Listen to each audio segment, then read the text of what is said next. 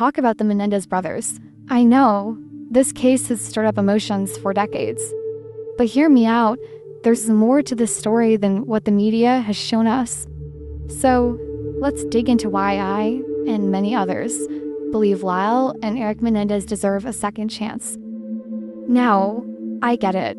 Murdering your parents is shocking, and it sounds unforgivable at first glance. But when you look deeper, this wasn't some random, cold-blooded crime.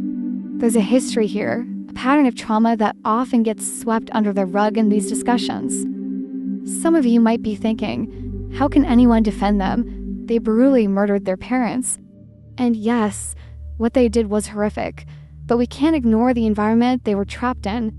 When I first read about the years of abuse, physical, emotional, even sexual, it made me think, could they have been pushed to the edge? Let's be real here. If you or I were subjected to constant fear and violence from someone we were supposed to trust, how would we react? Eric was 18, still practically a kid, and Lyle wasn't much older. They were cornered by years of torment, and I think anyone who's lived through trauma knows that, in those moments, you're not thinking rationally. The legal system failed them in so many ways. Their first trial ended with hung juries because the abuse evidence was compelling. But then, in the retrial, a lot of that was excluded. Imagine key details that might have explained their state of mind were simply tossed out. How is that justice? These aren't monsters. They're people who lived in constant fear. The Menendez brothers didn't kill for money or revenge. They acted out of desperation, out of a belief that their lives were in danger. I mean, imagine feeling like your own father, the one person who should protect you, is your biggest threat. What would you do? Now, I know some of you may still have doubts. That's fine. It's natural. But before we judge, we need to listen to both sides of the story. The Menendez brothers' story has often been overshadowed by the gruesome details of the murders. It's time we hear more about their side about the abuse, about their fear, about why they believed this was their only way out. We live in a time where discussions around mental health and trauma are more open than they were in the 90s. Today, we understand the impact of PTSD and long-term abuse. Would the trial have gone differently if we had the same awareness back then? I think so. More recently, new evidence has come forward, a letter Eric wrote describing the abuse, testimonies from those who knew their father. This wasn't just made-up stuff for the defense. These were real, heartbreaking experiences that shaped their lives. And now, years later, it's being taken more seriously.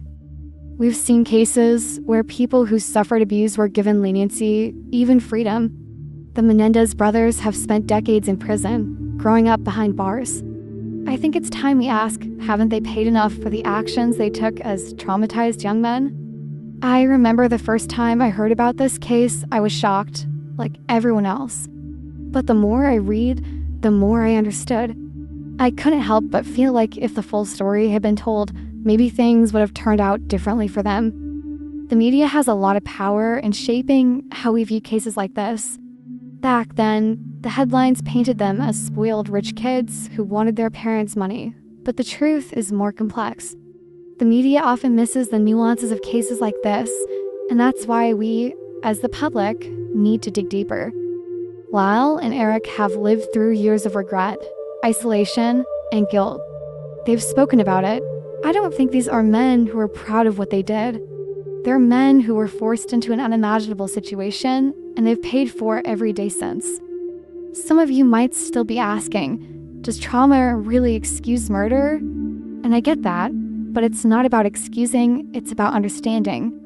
No one's saying what they did was right, but we need to consider why they felt like they had no other option. Justice doesn't always mean punishment. Sometimes it means understanding. It means looking at the full picture and recognizing when someone has already suffered enough. The Menendez brothers have been in prison for over 30 years. Maybe it's time to reconsider their case. At the end of the day, all I'm saying is that we need to put ourselves in their shoes. Would you have acted differently in the same situation? It's hard to say. But what I know for sure is that these men have been punished enough. It's time to reevaluate what justice really means for them. If this case happened today, would the outcome be the same? With more awareness of mental health, trauma, and abuse, I don't think so. I think the Menendez brothers would have received a very different trial and maybe, just maybe, a second chance. Look, I'm not saying you have to agree with me, but at least consider the facts. These men have been through hell, and the more I learn about their story, the more I believe they deserve our compassion, not just our judgment. I'd love to hear what you think. Drop your thoughts in the comments below. Do you think the Menendez brothers should be given another chance, or do you think they should stay behind bars? Let's keep the conversation going. Whether you're for or against the Menendez brothers, one thing's for sure, their story is far from over. There's more to this case than what we see on the surface, and it's time we start looking at it with fresh eyes.